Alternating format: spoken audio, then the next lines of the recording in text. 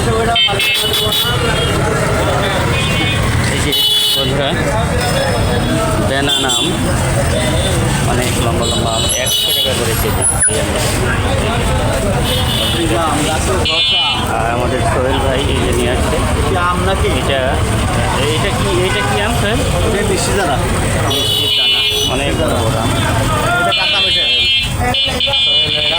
ছিলাম না প্রথমে, সোহেল দাঁড়িয়ে রাখছে অনেক সুন্দর। আমার আগে পূর্ব পরিচিত এই হিমসাগর বিক্রি করছে সোহেল। এখানে এই মিষ্টির দানা, অনেক ধরনের আম আছে। এই হিমসাগর কয় টাকা কেজি বিক্রি করছো?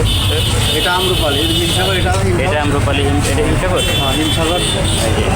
এটা বেনানা, অনেক লম্বা লম্বা স্থানীয় লোকাল আম। এবং এখানে হিমসাগর আম রয়েছে 40 টাকা করে। এই যে জাম, পাকাটা সরান।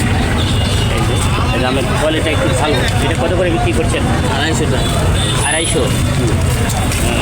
250 টাকা কেজি। নিজের গাছের?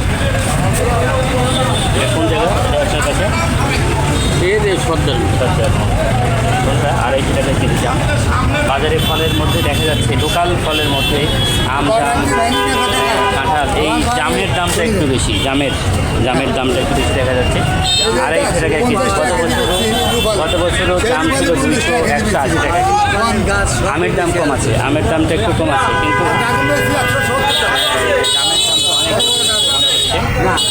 দামটা অনেক এটি হলো আপনার এই যে ফলগুলো এখন আষাঢ় মাস চলছে।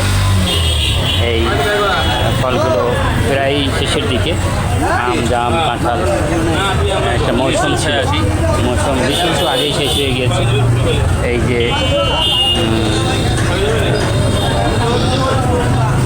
এখন সব ফলই শেষের দিকে। বন্ধুরা পাংশার এই বাজার থেকে আপনার হসপিটালের সামনে কিছু দোকান প্রতিদিন এখানে বসে, আপনাদেরকে দেখাচ্ছি। এই যে অনেক সুন্দর সুন্দর আমের পহরা বসিয়েছে সুন্দর। এই যে আরেকটি জাম, এটি 200 টাকা কেজি। একটি দেখালাম, এখানে তাল দেখছেন, এই যে অসংখ্য তাল, একটু বড় বড় হয়ে গেছে সাইজ।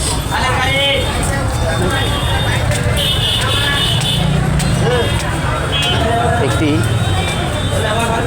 মার্কেট এবং হক প্লাজার সামনে অসংখ্য দোকান দেখেন। মার্কেটের সামনে গাড়ি রাখার তেমন কোনো স্পেস নাই, দোকান দিয়ে ভর্তি। বন্ধুরা হক প্লাজার সামনে এই অবস্থা, পাংশা হক প্লাজার সামনে। এখন 10টা বাজে। সব থেকে বড় সমস্যা হলো আমাদের এই যে ভ্যান অটোর কারণে মার্কেট দুপাশে, ফুটপাতে দোকান এবং গাড়ি ঘোড়া থাকার কারণে, অটো ভ্যান থাকার কারণে পথচারীরা হেঁটে যেতেই পারে না, খুবই কষ্ট হয়। এই অসংখ্য দোকান, কী পরিবেশ দেখেন এই মার্কেটের সামনে, এইরকম পরিবেশ যদি থাকে। ওদিকে দেখেন কী অবস্থা, নোংরা। একটি মার্কেটের সামনে পৌরসভা, প্রথম দিকে দেখেছেন একটি পৌরসভা, তার অবস্থা দেখেন, এবং অসংখ্য দোকানপাট। মার্কেটের সামনে সুন্দর পরিচ্ছন্ন পরিবেশ থাকে, অথচ সেই মার্কেটের সামনে এই যে দেখার কেউ নাই, বলার কেউ নেই, এভাবে চলছে প্রতিনিয়ত। জীবনটা যেন একটি গণ্ডির মধ্যে বাঁধা হয়ে গিয়েছে।